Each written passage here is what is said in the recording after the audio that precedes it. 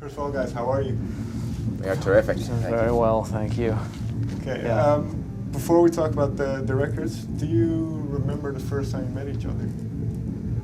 Yeah, it was at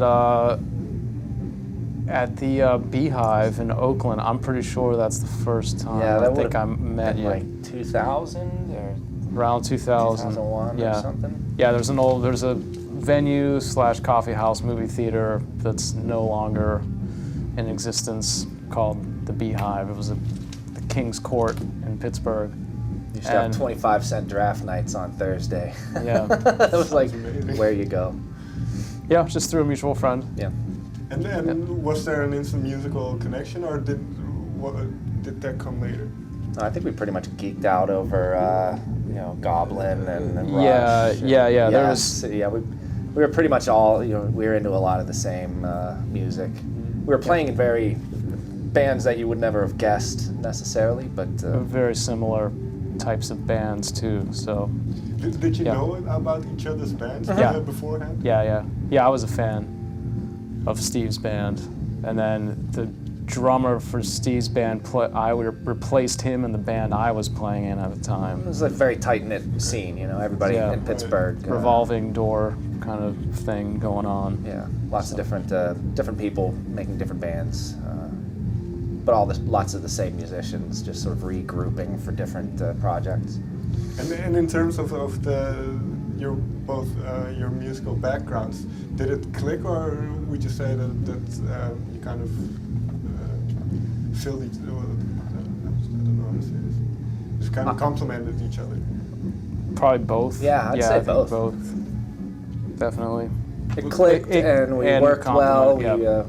We kind of had the same.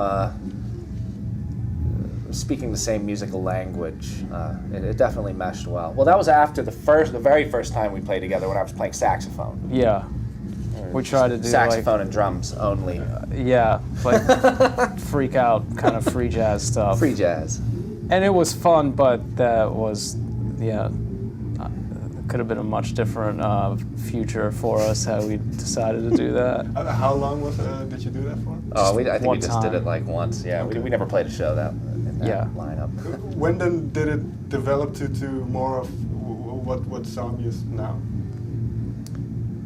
I think I would guess that probably about the time we started playing some shows and then we were asked out on a tour. And I think it was after we did that tour, it was like, okay, this can exist and like way more than, I don't think either one of us, I know we both weren't interested in just being a standard local band that just plays shows in town, and it's just, you rehearse all the time to play your one show a month at some, at a small club, or just that I always wanted to tour and have music be accepted and pushed out like way beyond like just your local scene. So I think once we did that tour, it was like, okay, yeah, people respond to this, and so we just kept going.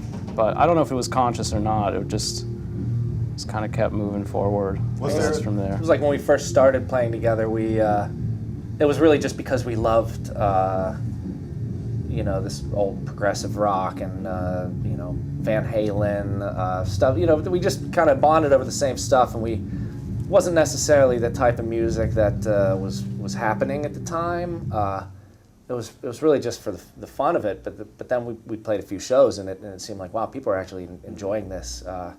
Seems like people want this. So it was then that we kind of realized, like, wow, this has more of a future than we had anticipated. Yeah, I don't think we took it too seriously at first, and it just kind of started to. It was like, oh, okay, yeah, all right, yeah, we like this, other people like it, so yeah, let's keep it. Let's go ahead. Was there a clear image in your mind of what the music should or would be at that point? Just kind of that's what happened. I don't think we sat down and said we wanted to sound like this. We knew what kind of sound we wanted to achieve, and we knew that we could only do that with like proper equipment, and the music just kind of wrote itself. Once we had like these sound sources, it just kind of like, okay, yeah, this is what we have to do with this stuff. What were those earlier kind of producing sessions between you? Then what were they like? How would they work?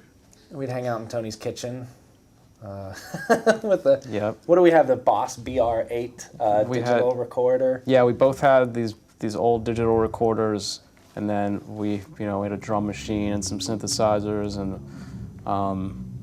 yeah, wrote some stuff like that, and then like we both just bought some analog synths, and we were also playing like live drums and things like that too. So yeah, Well, you know what, the live drums and the live bass, when we first got together, that was first. Yeah, we sort of we played a couple shows before we recorded anything, and it was very drum and bass oriented.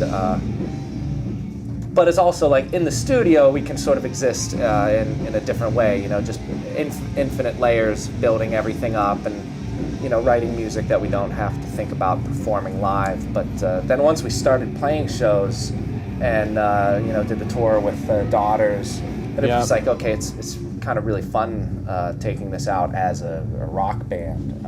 I think that's when we really started buckling down, and it developed into what is Zombi now.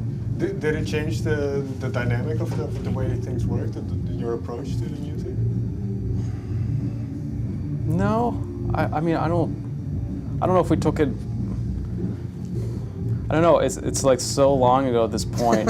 It's kind of like I think we worked really hard, and we rehearsed a lot. We crafted these songs that we're still playing the set we're going to play tomorrow, or I guess tonight.